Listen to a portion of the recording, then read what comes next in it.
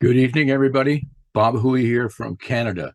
Although at the time you're watching this, I'll be at 35,000 feet flying home from Athens, where I was speaking last week. But Lloyd asked me if I wanted to share a few words with our graduates and encourage you on rising above your fear, on stepping forth and learning how to be a great speaker, how to be more effective, and how to be a public speaker, because we need you. We need your energy. We need your words. We need your expertise. We need your involvement in the world. And I want to acknowledge the fact that you've taken the time to study and that you've studied with a pretty good guy who knows his stuff.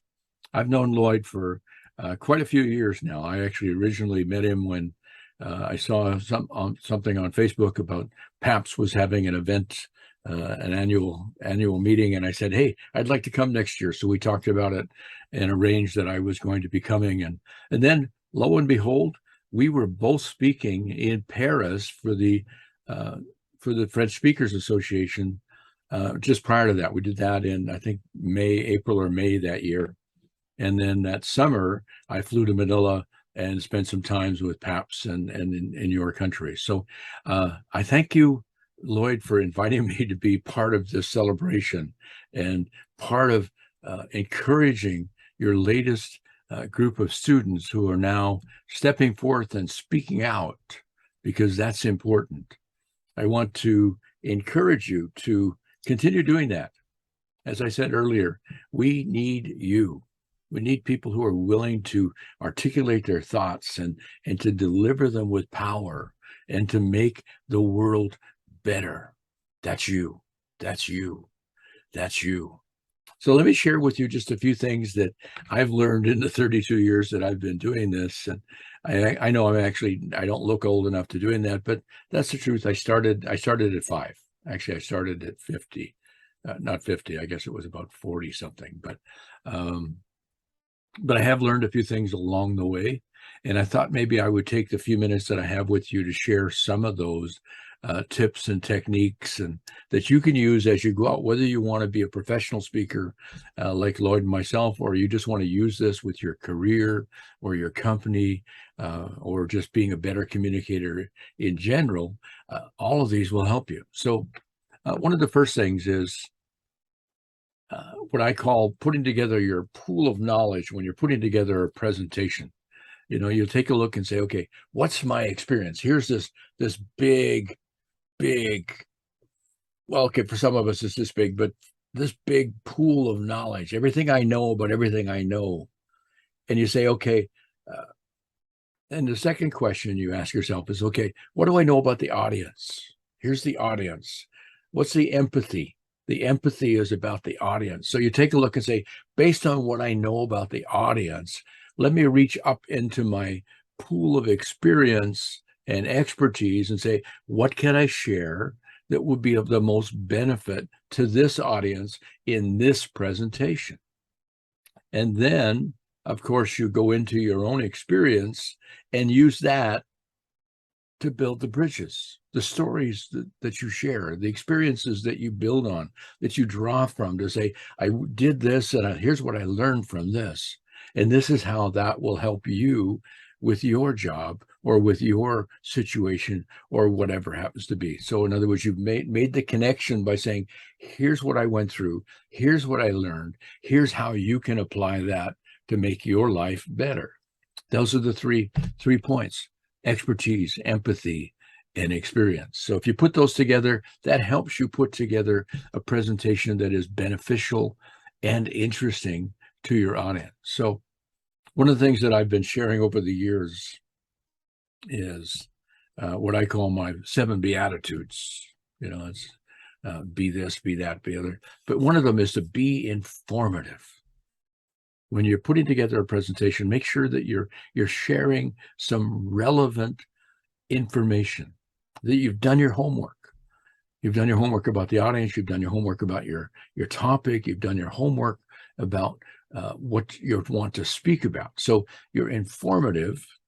But the second thing is make sure that the information you share is valuable. So be valuable would be the second one. Make sure you be valuable. Make sure what you share is valuable and relevant. And then, of course, make sure you be interesting. In other words, if you got all this information, and maybe it's really valuable, but you're boring as anything. Oh my God, people won't listen to you. They won't let it in. They will put up the roadblocks and say, I don't want to listen to this person because they're boring. So if you're working on being interesting, then you take what you've done and find an interesting way of sharing it so that they go, that would be, maybe I could use that. Maybe that would work in my life. Maybe that would help me where I am right now in my life, my career, my company, whatever it happens to be. And one of the other things is be memorable. In other words, look at what you can put together so that you help people remember what you've said. I mean, the idea is you've done the homework. You want them to get some benefit from listening to you. You want some benefit from the wisdom that you've now imparted to them. So you have to find a way of making it memorable. I'll show you that a little bit, how I do that. But one of the things that you can do is just try and find an acronym, maybe boom, boom, boom, 3 things, ACT. What does that mean? A is this, C is this, T is that. So then you can say to the people at the end, say, okay, and I challenge you to act on what I just said. Act on this, act on your beliefs, act on what's important to you, act on this, those kinds of things. So that makes a big difference. Make sure you're believable. You can do all of those things. You can be interesting, you can be memorable, it can be informative, it can be valuable. But if people don't believe you, if it's not something that's coming from here, from real experience, your credibility isn't there. It's not something you learned from a book. It's something you know firsthand, that you've studied, you've experienced, you've used your skills, you've honed your skills, you've then taken that into the real world and tried it and say, I can tell you from personal experience that this will work. That makes it believable, because that people want to hear something that they know will work. That's another thing. You want to make sure that, another point I tell people, make sure you're inspirational, because you want to be talking, you want people to do something. You want them to act. You want them to actually do something with what you shared with them. You don't want them to go, well, that was nice. Thank you very much. What happened? Well, listen to Bob. Well, you good? Yeah, he was nice. Instead, I talked to Bob and he challenged me to do this. And I tried it. And it worked. It actually worked. Isn't that amazing? It worked. So inspire people to greatness, inspire people to action, inspire the audiences to do something with what you just shared with them. They're giving you your time. They're giving you your attention. Inspire them to do something with that. Inspire them to live better, to live bigger, to live greater, because that's what you can do in people's lives. And the last part of this is be enjoyable. Have fun. Have fun when you're speaking. I know it's scary sometimes, and I know you've just learned, you're just starting to move into this, and it's going to be scary. There are going to be times when you're going to go, why am I doing this? And I'm not sure what I'm going to say, and I forget what I'm going to say next. It's okay. You don't have to be perfect, but if you have fun, people will come along with you. And I'll tell you from experience, people want you to win. Here's a little secret I've been telling people around the world. People want you to win. They want you to be good. I've yet to sit in an audience and thought to myself, gee, I hope this speaker sucks. I hope this speaker is just really horrible, so I can pick them apart and go, this was wrong, this was wrong, this was wrong, this was wrong. I don't do that, and my guess, most of your audience doesn't either. So keep in mind that your audience is actually deep down is cheering for you. They're cheering for you to do better, to do well, to challenge them. They want to be challenged. They want to do things. I think this is one of the reasons why Lloyd set up the Public Speaking Institute. And he challenges you to speak your difference, to speak the difference, to be the difference in who you are as a speaker, because that helps people around the world. So let me share with you a few more things. How many of you would say that you're still nervous? Actually, how many of me would say that I'm still nervous? Yeah, I'm nervous even about doing this because I'm recording this and you're going to be watching this as I'm flying home from Athens. And so I don't get a chance to see you responding to it. So I'm hoping that it's interesting and that catches your attention. And maybe somewhere along the line, I might even say something that makes you laugh. And that's a good thing because I love it when an audience laughs. It's like building a bridge and all of a sudden we're hanging out and we're having fun together. So, but I get nervous sometimes too. So here's 3 things that I suggest in helping to conserve your energy and to make sure that you move past your nervousness. First of all, don't be afraid of being nervous. Nervous is normal.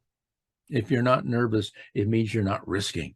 If you got to have something on the line, put yourself into what you're doing. There's a little bit of nerves with that. That nervous, you can apply that nervous energy to being a better speaker, to being a more effective speaker, to being more empowering and empathetic and engaging when you're with your audience. But first thing is, don't fight it. Don't say to yourself, oh, I'm not nervous, because your body goes, oh, yes, you are. Don't try and lie to yourself because your body is going to tell you the difference. Don't fight it. Just say, yeah, I'm feeling nervous, but I've done my homework. Be mentally prepared is the second part of fighting nervous. I'm mentally prepared. I've done my homework.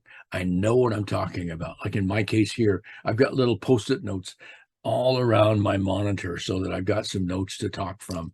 I was going to try and do this with the PowerPoint, but it wasn't working the way I wanted to do it. So I thought I'll just use some Post-it notes and just touch on a few things that I want to share with you, because my interest in this is to be an encourager to you and to acknowledge the fact that you've confronted your fears, that you've risen above your fear in taking this training.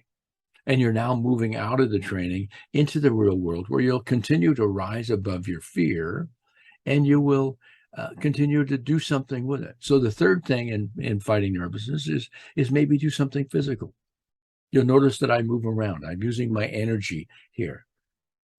Now, you don't want to be really kinetic and just go crazy, but you don't be afraid to be natural and use your energy. Another thing I do when I'm doing it is I would stand at the back of the room or off stage someplace, and I will, walk around a little bit and just use that energy and talk to myself. I use affirmations to say, I'm having fun. It's going to be a great thing. I love this audience. It's a good topic. What I'm going to share with them is valuable. Like the positive affirmations help. I remember working with somebody, and most of you will probably not know who this is. His name was Norman Vincent Peale. Amazing man. Amazing man. He wrote a bunch of books on how to investigate and engage and inspire people. And I worked with him once. We hired him. He was probably in his mid-60s at that point, actually younger than I am now, because I'm 73 now. And I noticed he traveled with his wife, Ruth.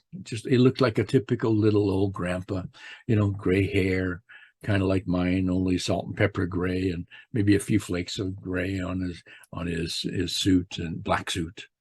And he would stand backstage. It was so fun. And I'd watch him, and he'd be talking to himself because he was doing the affirmation thing. That's where I learned it.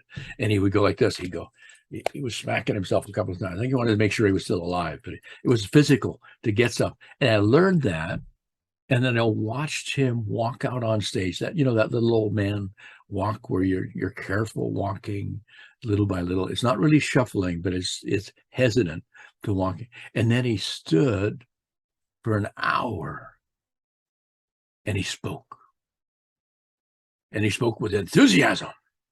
And he used powerful words, and he painted pictures with his mind and his words, so that I thought, wow. I remember standing backstage and thinking, someday I want to do that. So 22 years later, I started down this path. I still remember what I learned from Dr. Peale, and I still apply what I learned from Dr. Peale.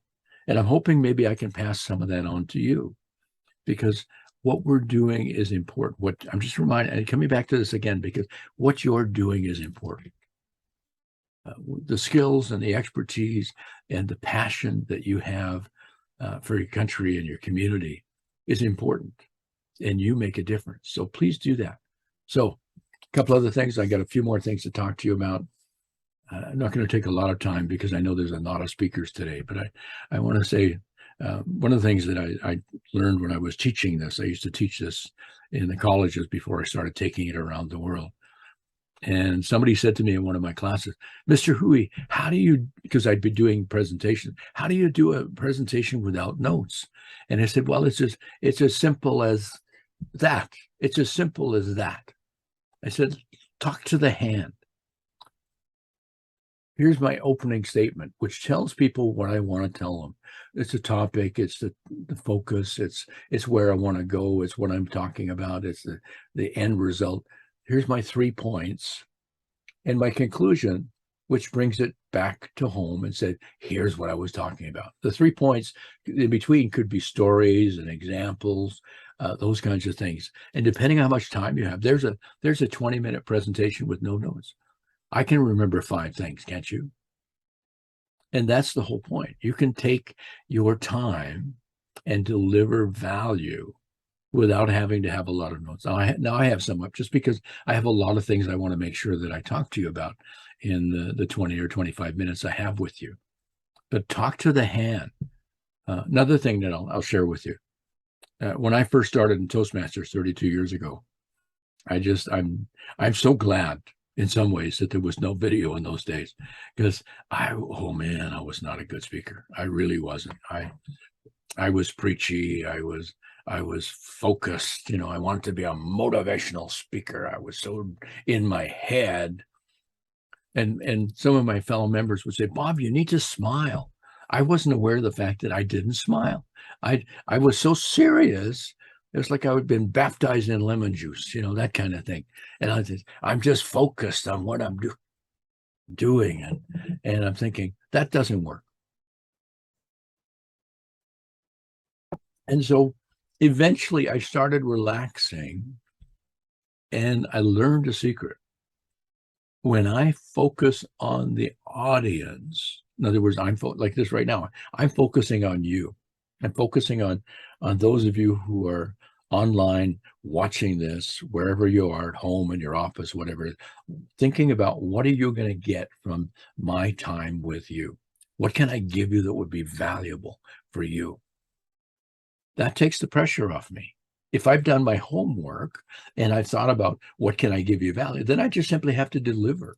I just simply have to put that together and give you something that says, here's what I think is valuable for you. You do with it what you want. You do with it where you use it where you think you can use it. Have fun with it. Play with it. Adapt it. Use it here. Try it. Change it. Make it work for you. Make it personal for you. Because one of the things that I want to share with you is that you're going to learn. You're going to learn to be better at what you're doing by doing it. I mean, you can learn from listening to people like me and Lloyd and some of the people that are going to be speaking today. You can learn from buying a book. Hey, buy one of my books. Buy Speaking for Success. There's some great tips in there, including some from Lloyd. But that's not going to be enough. You got to get out and actually use it. You need to take what you're doing and actually practice in front of live audiences. Take it out in the world. Try it. See what works. Like, for example, I found out by accident that I can be funny. I never knew.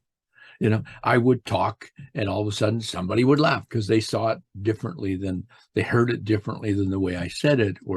And I'd go, initially it used to bother me because I'm going, they're messing up my timing. Why are they doing that? And after a while I thought, maybe that's funny to them. So I started listening and learning from my audiences, and I would try the same thing again. And the next time it got a laugh again. And I went, I discovered humor. So I started incorporating that into my presentations, and I started allowing myself to play.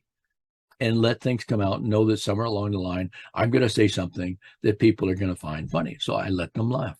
I let them enjoy it. I don't step on the laugh, and allow myself some flexibility in my presentation. So I'm not going so fast that, I'm here and they're back there laughing and I'm already talking over here, because then I've lost them. Because the idea, you want to be a leader as a speaker. When you're done, you want the audience to be right there with you, to the place that you've imagined that you're going to take them. And you take them step by step, word by word, thought by thought, story by story. So when you're done, you're all done together. That's the key of a great speaker, is that when you finish, the audience is there with you. So here's another thing. Oh, there's so much I could tell you. It's just not enough time. But some of the stuff I've learned over the years is to show your passion. Don't be afraid to be passionate about what you're talking about. In fact, if you're not passionate about it, you shouldn't be talking about it, because the passion brings energy to what you're saying. The passion brings energy to your audience as well.